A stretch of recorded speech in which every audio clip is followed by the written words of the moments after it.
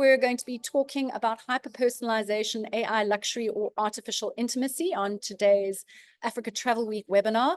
I looked at the topic and then I was like, should I get Gen AI to demystify this very abstract title, hyper-personalisation, AI luxury, or artificial intimacy? Or should I try and be the human, try and figure it out myself? Pretty much, it means balancing how you make every guest feel special throughout their travel journey, from inspiration phase to planning to the actual trip itself to after they return, by using emerging technology like generative AI to help you do that. I did that myself. I did not use ChatGPT for that little summary, but I know that my great panelists are going to correct me if I'm completely off base with the topic. Let me just see if there are frowns. No, okay, everyone's happy, we're good. Right, so that is what we're going to be talking about. My name's Natalia Rose, and I'm thrilled to be your moderator for today. Of course, you guys have been on a million Zoom webinars before, and hopefully you know all of the housekeeping. But if not, the Q&A folder is at the bottom of your screen. Please feel free to send your questions as we have our conversation, and we'll deal with them as and when we can. The chat is open, as you well know, and you're welcome to put any questions into the mix there, but I will start with the Q&A folder. And as I said, it is being recorded, and it will be shared with all of you so that you can share it with your colleagues, as well as those people who were registered but not actually able to attend live. So let me introduce you to my amazing panelists. We have, in alphabetical order, David Ryan from Rhino Africa. You should be called David Rhino. Have you considered a name change, David? David Rhino? I think so. I mean, you need no introduction. Your experience in luxury travel, your experience in setting up the most incredible online tour operator, your innovative use of technology. I admire what you guys do from a content marketing perspective so greatly. Thank you so much for joining us on today's panel. And equally, go to Africa. We have Megan Fulun, who is an expert in scaling AI-driven personalization across the different customer services. Again, an amazing online tour operator based in South Africa. Thank you, Megan, for joining us. We have Naz, who's my tag team at a lot of conferences, Nazarene Ibrahim, who's from Naz Consulting International. And really, Naz is our voice of reason, right, Naz? You are the person who comes in and tells us how we should be using generative AI in an ethical manner, and you look at data transparency, and what your business does from a data perspective is also very inspiring. And then lastly, Yvonne, I haven't met you, but great to meet you online today, from Elevate AI Africa, who will be talking to us a lot about how AI can help overcome infrastructure challenges and drive growth in Africa's travel sector.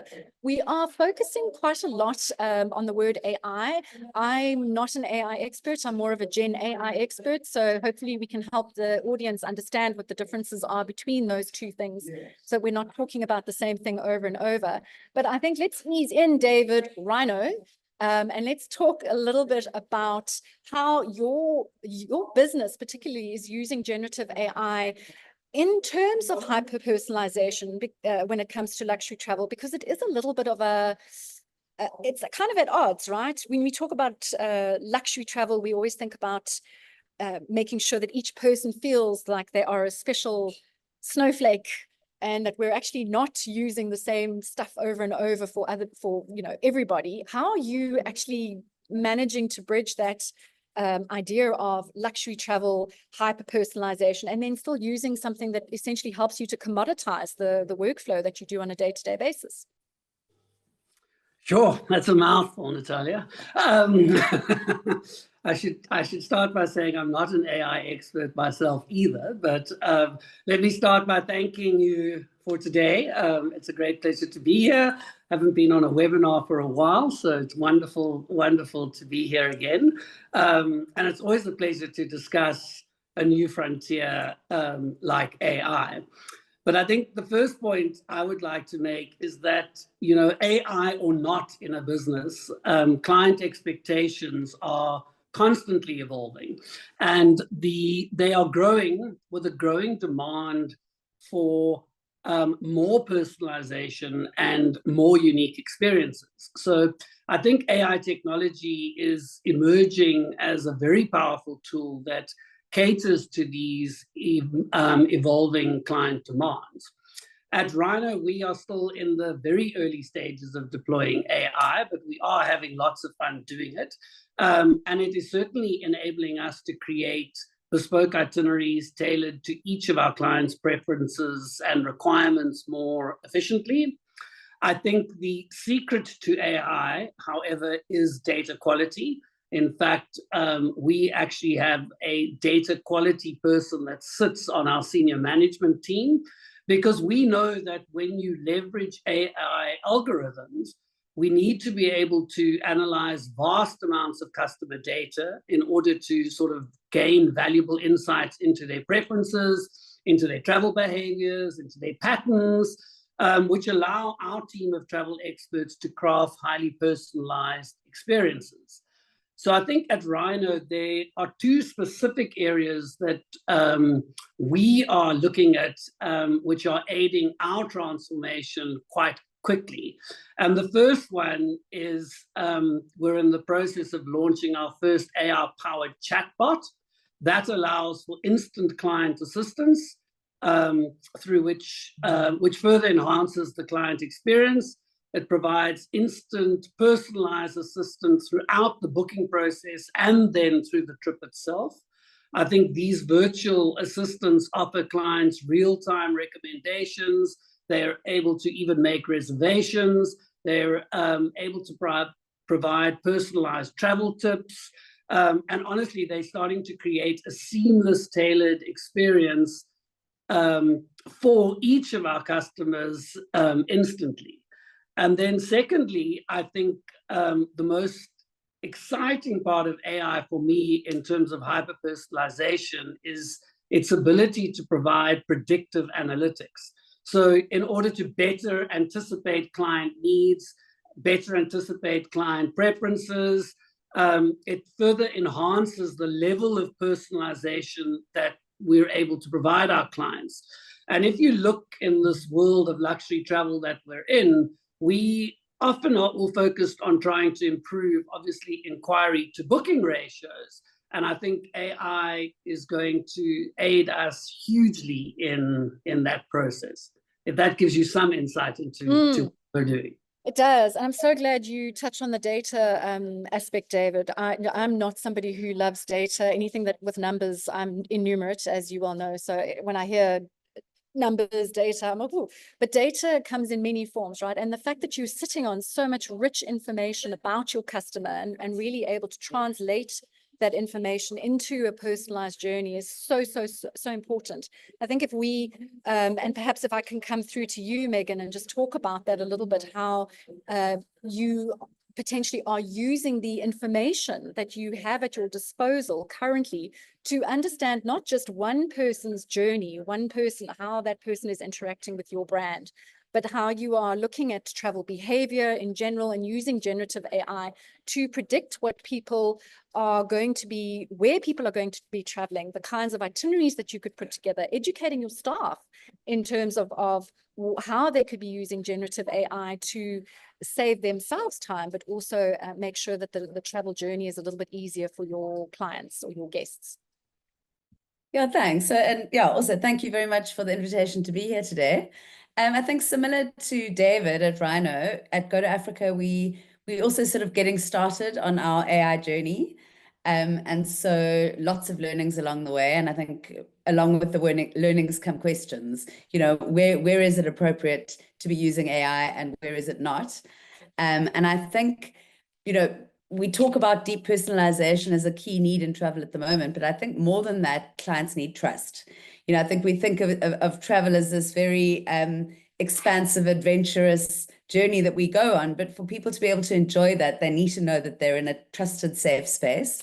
And so I think, you know, the core emotion that our clients are dealing with as right across their journeys up until booking, it's sort of like this question, can we trust you? And then post-booking, it's about, did I make the right decision to travel with you? And particularly coming to Africa, international clients, you know, can feel incredibly unsafe and they don't know where they're going to. So as we look at this AI journey and our customer journey in general, you know, for us, maintaining trust is absolutely imperative. And I think in terms of AI, we really need to consider the transparency around when we're using AI and what it's being used for.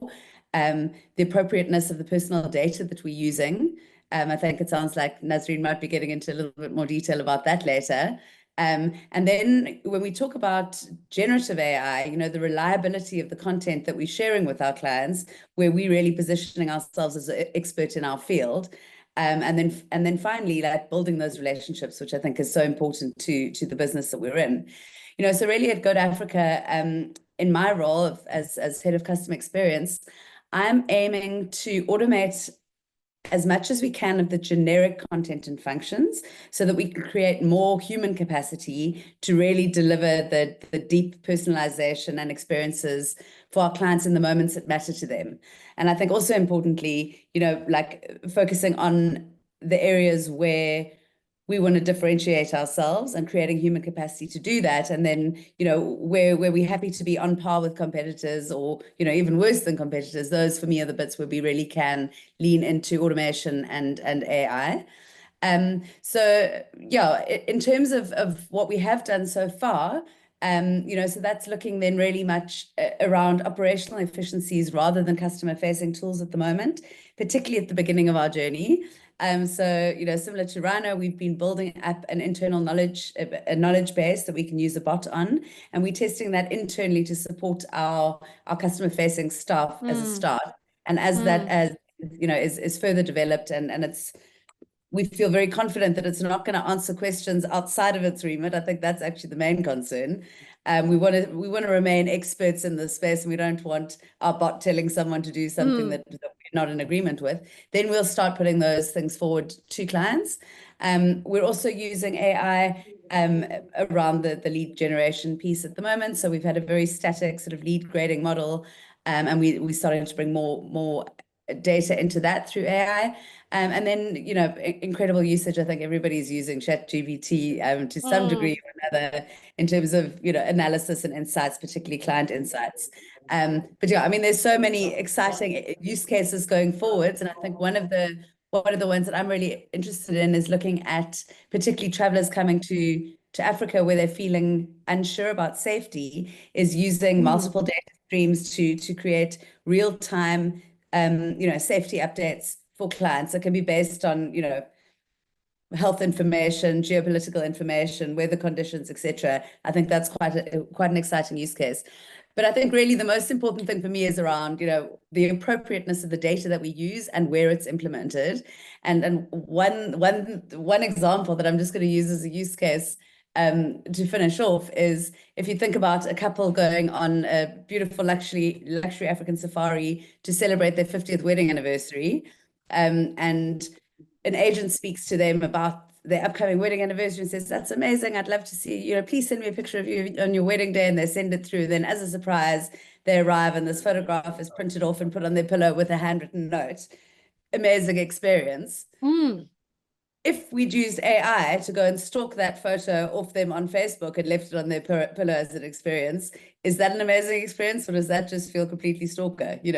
So I think it's the there's a fine line between resourcefulness and invasion. So we're going to need to keep on in that space. But again, I think, it comes down to you as the customer experience manager, using your uniquely human capabilities to understand which use cases are generative AI appropriate and which are not AI appropriate. And then, at least preparing for an eventuality where everyone will need to be using AI in some way, shape or form, but you deciding on what basis you're going to be using it. And both Megan and David have touched on some very interesting points, one particularly around there's so many different use cases you could be using AI, generative AI in from a hyper-personalization perspective.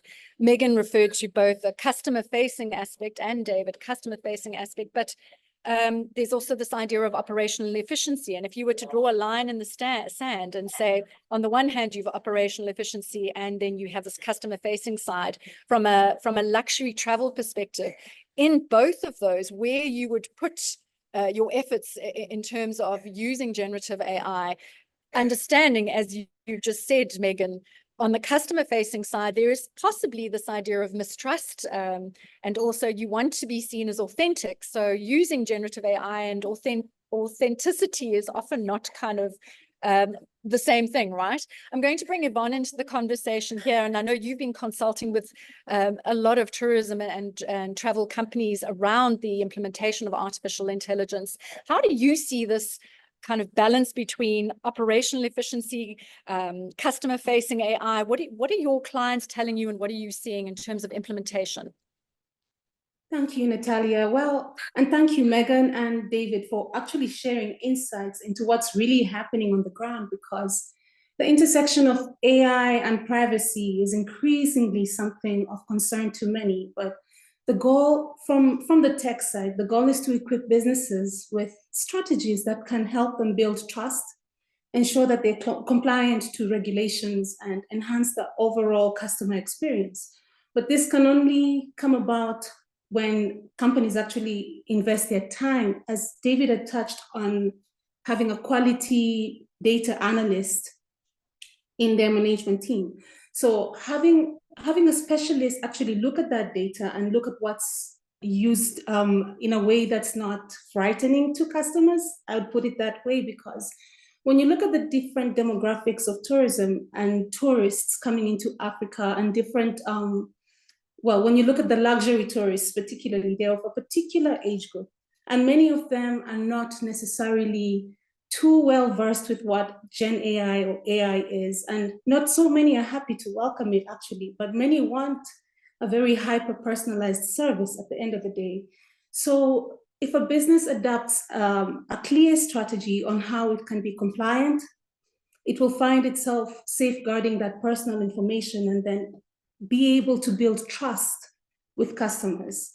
So from my side, it's all about regulation and ensuring that there's sensitivity towards the culture in different clients and their different beliefs, or understanding your client, which the good thing is AI can also help tour operators do that.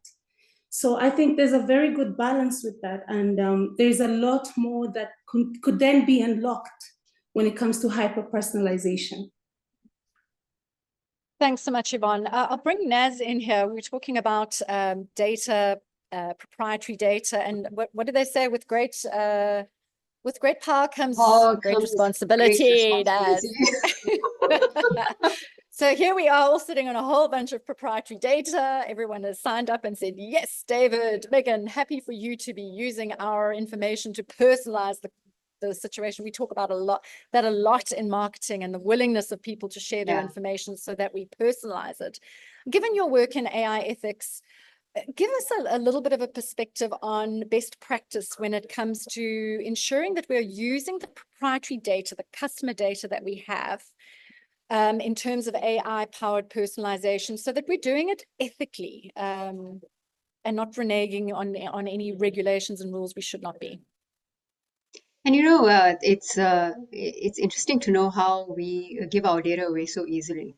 It's a very fluid tug of war with wanting to be worried about your data. I mean, as an AI ethicist, I'm worried about my data, but I'm still struggling with the fact that I easily give it away to my Google suite of products that I use on my mobile, and becoming increasingly reliant. So even going to the point of asking ChatGPT questions about my mental state, I wanted to test it. And funnily enough, I trusted it more than a person talking to an actual person about how I felt in a particular moment, which is a sign of the times, right? But you are talking about hyper-personalization in the luxury travel space. And when I was thinking about this topic, I love, again, and you said this in the comments, David has a data analyst at a senior level.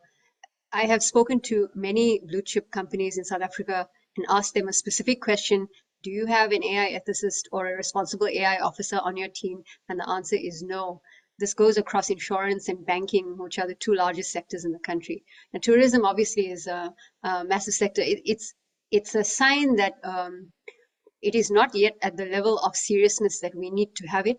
And you pair that with what Yvonne was talking about, which is the regulation. And we're also not there. The regulation happens at a far slower pace than we can afford to keep up, because innovation, that's the nature of innovation and the level of computing power that we have at our fingertips.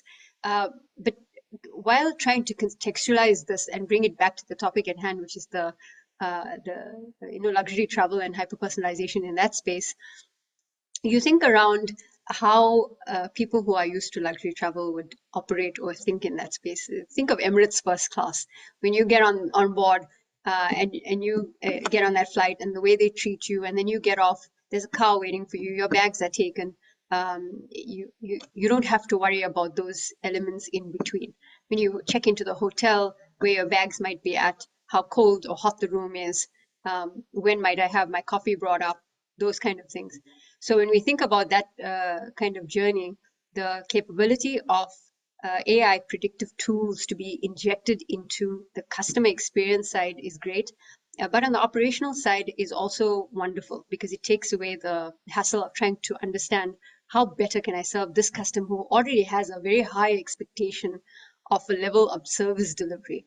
And so AI then brings that added layer of heightened service delivery, that you can't have the speed of thinking.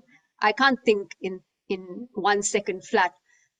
All the elements from start to finish, from the time I get off that private jet or first class, get to the hotel, and my tour guide is meeting me up front in a state-of-the-art vehicle, or my chopper going to the Hamptons, and what's going to happen next, or going to the Kruger National Park as an example. If you think about the journey, you then bring into the consciousness of what a person who is used to luxury travel, right? We are all used to a certain experience. We're talking travel specifically. I'm not talking about other sectors, but travel specifically. We are all used to a certain level of service or a certain level of discomfort, like walking hundreds of miles at Dubai airport and then having to go and, find your gate, as an example. But in that process, the level of trustworthiness around the tools or services are directly related to the human relationship that we have with the person or organization that we've trusted to enable that experience for us. So that's the one. And so you're able to then harness that level of trust, I would say. This is also dependent, Natalia, on a case-by-case and industry vertical by industry vertical basis, because the level of trust in tourism is very high, especially when I trust someone with my money to create an experience for me. And so you can then work in that ecosystem, regulation aside, to enable the use of that data from the customer or potential customer to give them the experience that they want. That becomes almost, you have a kind of a value exchange there that's accepted, but you have to talk about it in a transparent way. At the beginning of the transaction, this is have an expectation that we are using these new tools. These are now assistants to the process of what you experience, and know that many of our outputs are enabled by these new tools or assistants that we use. The transparency is important. And further to that, while I wrap up this thinking, is that we're all talking about data, but zero-party data is obviously what Forbes calls the new oil. Forrester released it in a report. And zero-party data is actually not like first-party data, where you collect it through customers to onboard them, or second-party, where you use it from, like, you and I are colleagues in the industry, and you give me some of your customers' data and I give you some of mine. Or third-party, where you buy it from a complete unknown hack on the dark web, and then the thing gets you into trouble. But zero-party data is, you go and you ask from time to time in the customer experience for some information. And this customer willingly gives it to you, because they know it will be used to improve their experience. And that zero-party data is very much not in the regulatory landscape, so you're free to use it as you want to. And I think that's a great way to start changing the mindset about how we have this personal experience in travel. I mean, I always have to laugh when I talk to people about generative AI, because when you ask the people questions about why they're not using Gen AI in their day-to-day workflow, and then it's, the fear of my information is going to be thrown across the internet. I'm like, well, have you read the privacy policy of Facebook? And then you're like, and then you get these blank looks. And I think, well, if you're kind of not reading that, then there's very little hope for you if you're not reading the privacy policy of OpenAI when it comes to ChatGPT. And segueing into David Ryan and talking about this aspect again of people kind of fearing perhaps how their information is being used, and from a customer service aspect, that they're being commoditized because you've now got a workflow. Let's take it into the back office, just from a practical perspective. when we're looking at the operational side of your business. If everybody on the call wanted a kind of step 1, step 2, step 3 in terms of implementing AI or Gen AI into their not client facing, but back end to help them to personalize things, what are the first 3 things you would tell them to do? Well, I think going back to what Megan Naz has pointed on is it comes down to understanding what data you sit on and what the quality of that data looks like. So as we said, regulatory, these things are slow, which means we have an onus to make sure that we understand the data we are using and we act responsibly with that data, particularly for high-end clients. And at the end of the day, the reality is if you don't do that, you will erode trust. So we are wanting to use data and we're wanting to use hyper-personalized experiences to build trust, not erode trust. And therefore, I believe you have to deal with it responsibly. It's not about the regulatory control. We all know we're very happy to share data or personal data about ourselves if it enhances our experience. But there is that line of trust. And I think if you can build an operating belief and a culture where people understand exactly that the data is there and AI is there to analyze and predict trends and to improve the client experience, but the human touch has to play that pivotal role in still creating emotion, creating connection, and providing the personalized experiences that's really going to resonate with the client on a deeper level. Yeah, and I mean, not the data really is there. Free. Yeah. True. Nothing is free, David. No such thing as a free lunch. But you know, you said the data is there to provide the insights and the trends, but the human can provide the empathy, but the human is also the bridge to understanding how to use that data in an appropriate way so that hyper-personalization can actually happen. So it's not the one does not exist separate to the other. And this idea of having your Gen AI almost as a co-worker, if you will, to your chief data officer, which I absolutely love the fact that you've got that is gold. Yvonne, if I could come to you, and you work with lots of different organizations in different industries, and just bringing that back to the tourism and travel industry and other industries, because often we're in a little petri dish in the tourism industry.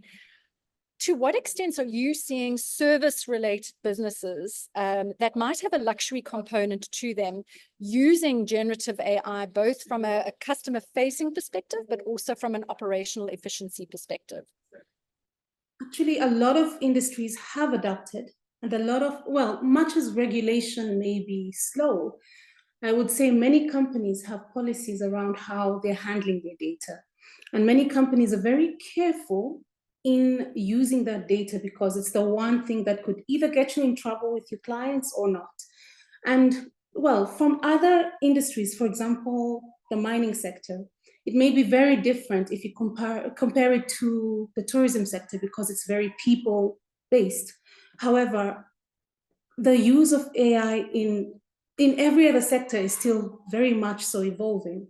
And we are shaping the course as we go along.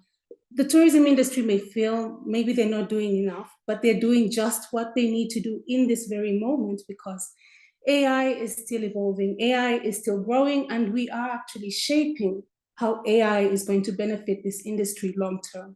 But the only challenges I see, and based on the previous discussions, is the fact that there's a huge infrastructure gap when it comes to connectivity. And this will differ in different destinations when it comes to tourism. So, for example, the banking sector. Some banks have been able to go as far as adapt a bit of edge computing in their operations that gives them real-time data or real-time information on what's happening on the ground in different areas. But when it comes to tourism, it's not really the same. I can't say it's the same in the sense that when you look at the different destinations across Africa, and you look at the different infrastructure that's available in those destinations, it's very difficult to apply an edge computing solution because the infrastructure simply doesn't exist. But we are evolving. We're not left behind as the tourism industry, I would say that. We're right where we need to be, and we need to stay on top of ensuring we use this to our advantage. Thanks, Yvonne. And so for the dumb people in the room like me, sorry, I'm not calling our webinar attendees dumb, but edge computing, these are all, and I think this is the scary thing about artificial intelligence, right? We hear these big words and big phrases, and it's just too overwhelming and too scary to even deal with. And if we were to really kind of dumb it down, and Megan, I'm going to come to you now about this, and I'm going a little bit off piece because I know I didn't ask you to do this. I just want you, as someone who works in the tourism industry, not as Go to Africa, but as a human who works in the tourism industry, to give me some idea on some of the very practical use cases that an individual could start looking at in terms of implementing generative AI to personalize things at a luxury travel perspective. What are some of the use cases that they should start looking at? We've spoken a lot about looking at your data, so that you can use the data to personalize the experience. But now you have this data, what do you do with the data? What are the next tasks that you have to implement on a day-to-day basis where you potentially could be using generative AI or AI in general? Yeah, so I think that, there's so many exciting opportunities, like where to start. I think going forwards, and this is, we're probably still a little way away from this, but in terms of pre-booking, the opportunity for clients to actually put on, AR, VR goggles and actually walk around a room, check out an accommodation and experience a place before they get there. I think that is I think that's a complete reality. You could do that similarly with experiences, so people can get a feel for, for the experiences on offer and figure out where they want to go. In terms of pre-travel communication, I think David spoke to it, but travelers that getting ready for a trip, particularly to Africa, there's so many questions. It's such for a first-time traveler to Africa, it's a deep, dark Africa, scary, unknown place. So there's a lot of information that we could be sharing through, self-serve chatbot type of tools, and and even in more exciting ways. Once you have a knowledge base of that data, creating opportunities for clients to interact with it in interesting ways becomes, you can get incredibly creative around that. And I think that we are seeing, more and more people actually like to be involved in the planning of their trip. So many of our clients say, I've never used an agent before or tour operator before in my life, but Africa, for various reasons, I'm using an agent for the first time. And actually, I think, I can't remember the name of the person I wanted to quote, but speaks about, on a TED Talk on happiness, around one of the things that, he looks through all the various things of what creates happiness. Does marriage create happiness? Yes, it does, but so does divorce. Do children create happiness? Yes, they do, but they also create, huge tension. And one of the things that does create happiness is experiences. And the length of time that experience delivers happiness to you can be prolonged by the amount of time that you spend planning it. So I think as much as we think that people are looking to a tour operator or an agent to just, listen to their needs and deliver them this highly personalized trip of a lifetime, there certainly is a need and a want for people to be involved to a degree. And I think AI offers an opportunity for people to be involved to a degree, in the itinerary planning, in the trip creation. You'll see TripAdvisor's brought out TripAdvisor AI booking. It's just one of the many examples of companies that are helping people sort of come up with a high-level itinerary, and then maybe you speak to an agent thereafter. And I think what's exciting about that is it's both scalable from a tour operator point of view, and it involves people in this creative planning process.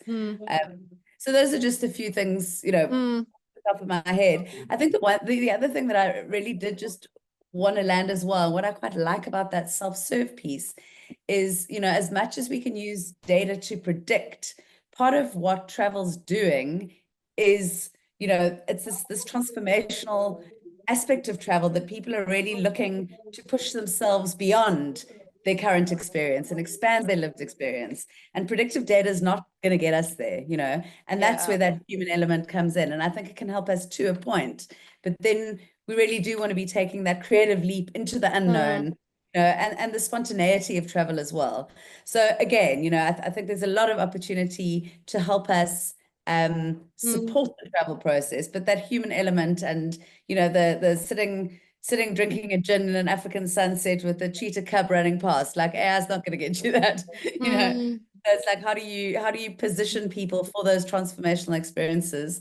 And I think I mentioned it earlier, that human connection. I think also the more and more that the technology takes over our lives, the more we are actually desperate to disconnect from tech and reconnect with humans. And we see it in our travelers who come to Africa. I think many people think they're coming, you know, to wonder at the animals, and when they leave, I think they're surprised by how the African people have crept into their hearts, you know. So that personal connection is very much a huge part of it. That's such a good insight, Yvonne, especially, you know, we were talking about data and how you can use data to kind of streamline things, but there's a level of unpredictability that travel brings, but also a level of unpredictability that we want travel to bring.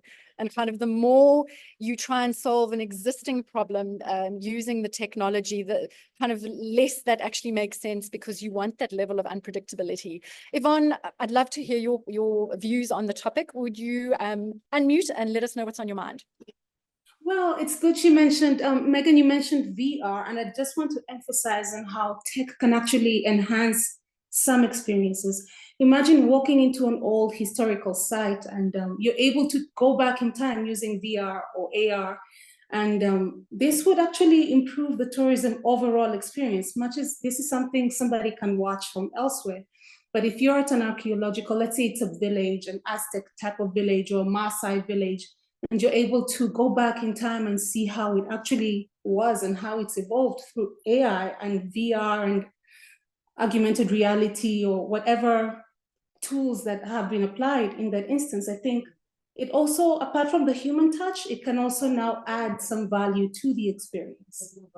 That's all I was adding.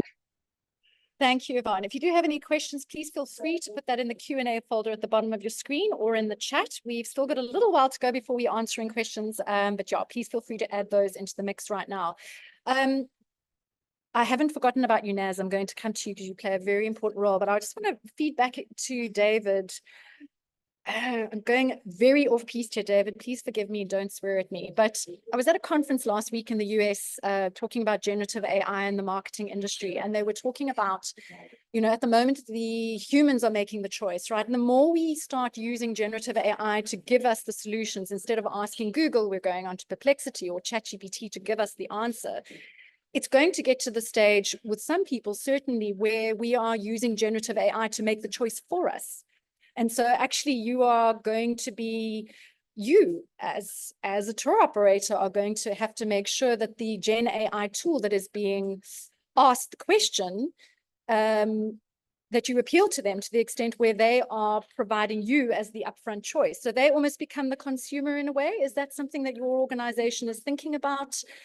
And I think probably in the kind of luxury travel aspect, it will always be more of a kind of case by case, as we were saying with Megan, where the unpredictable is kind of the norm. But I'm pretty sure there's a layer of you having to kind of appeal to generative AI as the decision maker in a future of generative AI that could be interesting. Absolutely, Natalia. I think there is that fear of you. It's almost like a it's like a self-prophecy of you. It sort of goes around in a circle and you get what you create. But I think that's why when you deal with AI and you deal with data, I think what you have to remember is the two things that AI doesn't compete with is innovation and authenticity. Okay, so I think that human touch, even in marketing, to me, it's like AR does. It becomes another employee in your organization that helps you do the analysis to create analytics in which humans in an authentic way can make decisions. If you miss that step, I think you do create a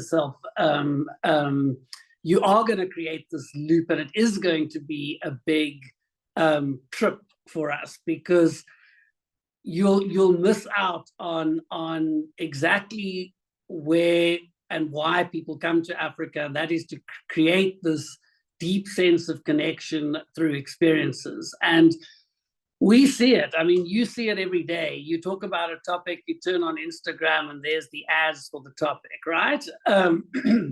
Let's not forget the role of AI and why some of us are also, from a business strategy, doing that, because the more stuff you can put into the internet, particularly through things like WhatsApp, they start to appear in your Instagram reels. So we know that, you know, just in the world we operate now, the more you communicate with someone just on WhatsApp, because remember, WhatsApp's not commercial, okay?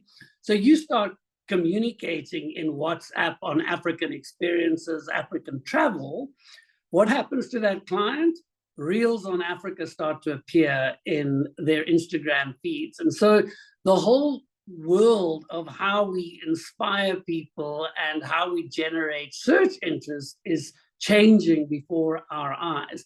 So, but make sure you don't forget that authenticity in the experience creation through marketing. So we're seeing it in our marketing. Again, what does AI do? It makes you more efficient. It allows you to analyze data in a way we've never been able to analyze it before. But if you don't put on that layer of authenticity and client experience, I think we'll make some big schoolboy errors or school fees in the process. 100%. It's about viewing it through the human lens. And aren't we in a unique position as people who know how to do the job manually to be able to take our experience and put our human lens over the tech, the emerging tech that has arisen, as opposed to someone who comes straight out of school that doesn't have the experience that you, David, have and your team has, to be able to put that kind of human lens and human spin on things. Naz, that's an amazing segue. Thank you so much, David, for that, to talk about how customers perceive this hyper-personalization powered by AI, especially in a market like South Africa, where digital literacy levels vary. So again, this kind of level of mistrust, but we see this thing happening.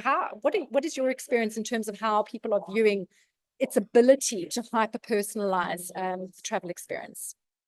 It's a great question. I think across all industries, the perception of customers varies. Almost like we have split personalities. We are highly mistrustful of the services that we are using on our devices, because you remember, you got multiple ways to be able to transact. You got this device, it runs on an operating system. The operating system has a number of channels through which you can transact, which are your apps. You then are connected to the internet, which is vital for you to have that transaction, which is the network.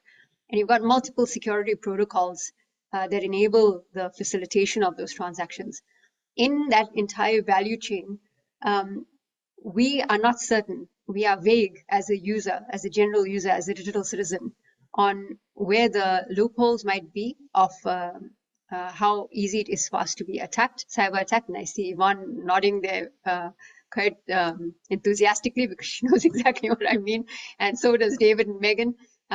Megan, by the way, you mentioned nothing like having a gin in the bush. I'll take juice, not the gin. And it'll be, I'll be that person making for the cheetah cub. I'll be that person, to my own detriment or risk, and then see its mother following. But that aside, you think about that value chain of especially the cybersecurity element. Now, if there's so many multiples going on in that value chain, where do we have the time to think about? That's why we just tick the box and we move on when we use any new service. Then you go to the Gen AI tools, which are kind of like elevating. You're able to produce a thing on which is usually the text in a matter of a second, and text that is very specific to your requirement or need. Then you are moving on to other pieces or multi-layered approaches of content, which is now the video and the image. Imagery is cool. Video, not so great at the moment. I think there are many tools that are working on it, but not getting it right. if you watch, and I think I was saying this to you guys before the webinar started, there's a new 5-part documentary series that Bill Gates has produced, which is now on Netflix, called What the Future Holds for Us, something like that. The first episode is on what AI is for us or can do for us. And they use a lot of video, AI-generated video content throughout the storytelling of that episode. And it just made me wonder, why is a billionaire telling this story, seeding this into our consciousness? So it's almost like, get used to this kind of landscape that you see. I mean, the arms are off, the people walking sideways, like multiple steps with 5 legs, you know, that kind of visionary. Computer visioning is not yet 100%. So that's what you're seeing. But he's saying in his voice, he ends off, what does this mean for humanity? That was his question he ends off with. And so when you bring that back into contextualizing it in the South African context, and each one of our speakers here, Yvonne, David, and Megan, alluded to it, is that we have unique challenges in this country, yet we are talking about luxury travel and hyper-personalization. Every person with a mobile device expects some level of personalization. In the luxury space, that could be around the Internet of Things and AI playing a role in the Internet of Things, so that's an entire experience. And then in the other side is around the operational efficiency that you talked about. But mistrust is on the one side, then our split personality goes to, let me give you all of my data. That, coupled with civil society organizations in the country who are working tirelessly alongside our regulators, like our Personal Information Bill, the POPI Act, which is modeled on GDPR, as you know, whether we have that in play, if that is actually as efficient as it needs to be, is still remains to be seen, although there have been fines issued to major organizations like the Justice Department, as well as the Cyber Crimes Act and our very draft National AI Plan. What it comes down to is, if I look particularly at tourism, it goes down to tourism bodies having a voice in order to articulate what it means for each tour operator, tour guide, and anyone who's part of the tourism ecosystem to have an opportunity to play within the space of technology and AI. Then the second to that is to be able to collaborate all of the services to showcase value through experience for the customer. Meaning, I, as a tour operator, can say to my customers in the development of my experience package, we are partnering with Emirates, so we book your flight through Emirates or Qatar. I get no commission from saying Emirates, it just came into my head. But I partner with them to do this. Do you know that they have this AI assistant that will be joining you when once we've booked? So a link will be sent to you. Number 2, this particular concierge service picks you up at the airport. Do you know that they will send you a link on WhatsApp that will be able to get some of your details and et cetera, et cetera. You get the picture. So the collaboration opportunity is there for tourism operators in the country to navigate this minefield of managing trust, explaining it. Education is half of our job, and being able to show collaborative value chain opportunities that then showcases how much stronger we are as a tourism industry in the country. So kind of less of the secret society, I'm using it on the back end, don't let anybody know that I'm using AI to make me faster, more efficient, and actually kind of declaring it and saying on the bottom of your email, by the way, 30% of this email was generated by Gen AI. And kind of being open to that, you know, having your own little co-pilot saying, this is how I'm using Gen AI. You said co-pilot, Natalia, just to round up the point, you said co-pilot, but actually, you know, the big buzzwords going on in the Gen AI and AI spaces are around agents. And you know, this big thing around being able to build your own agent or your own GPT. And I suppose that's where the industry will eventually head to, where each customer then has a GPT assigned to them should it get to that level. But we have a long way to go. We do have a long way to go, but the way that the technology is advancing, we have these generational shifts every 6 months, every year. So not that long in terms of time, essentially. You mentioned the word where we're going, what's happening, and I'd like to actually end off on that note, because I want this to be as practical as possible for the people who are on the course. If I may go through to Yvonne and start with you, where are we going? What can we expect? 6 months, years time? What should be on our radars as tourism and travel professionals as it comes to the emergence of Gen AI, and hyper-personalization and luxury travel? I think the key thing, first things first, is to demystify the fear. And for people to understand that we are in control still, and we shall be in control even in the future, even when it gets all fast. It's human-based, it's a human narrative, and we can only use it to our advantage. So where are we going? Well, I see hyper-personalization getting better. We'll be able to use tech to enhance our visitors' experience better. But the key thing then is ethical practices. Because just like in any computer application or any tool that's out there, really, if you misuse it, then you'll get a negative result out of it. And we don't want a situation whereby now there's super scammers because of technology. So ethics remains at the center of it, but tourism will never change. It will still be a very human touch, controlling tourism, a very human touch, a human connection. Destinations will still have a lot to offer people, that connection that people seek when they travel. Nothing of that will be taken away by tech, much as, of course, people will be able to replicate a lot more. I don't know if you've ever seen something called A Day Made Out of Glass. I think it's a small movie that came out in 2013 that was showing this piece of glass and how so much is changing because of the glass, and it's so advanced and stuff like that. But we are living in that world already without realizing it. In the same way, AI is evolving right before our eyes, and we are adapting to it. We may not see it, all of it, but we are changing with the times. Amazing. Megan, your thoughts. Where are we going? What can we expect to see? Yeah, I think we can expect to see a lot more of AI showing up across the journey. I don't think it is the silver bullet. I don't think anything's the silver bullet, but I think, and it won't get it right all the time, but it will certainly help us speed up getting there. And I think that what that does is it creates a lot more opportunity and creativity for the human element and for the traveler as well. You know, we can get rid of the overwhelm for the customer. We can get rid of the admin for the people delivering the service, and we can all really focus on the main show, which is delivering great experiences with that human connection. Our highest value work. Our highest value work, yes. 100%. David? I think it's a very interesting question. I think it's going to solve a lot of problems. I think the age of dynamic packaging, I think there's a ton of product development that AI might bring to the world. But I'm with Yvonne at this point in time. I think, you know, innovation is key, and you have to debunk this myth that AI is here to take jobs.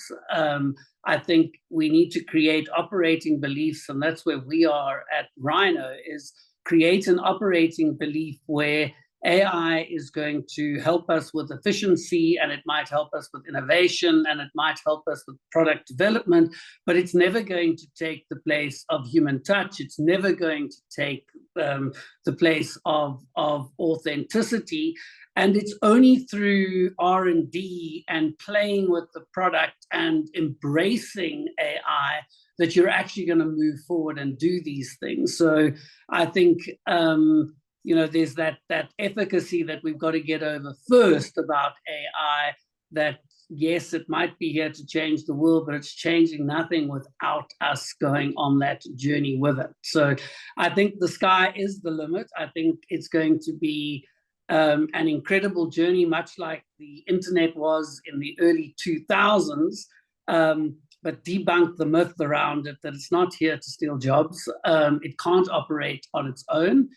And I think then businesses will really flourish with the adoption of it.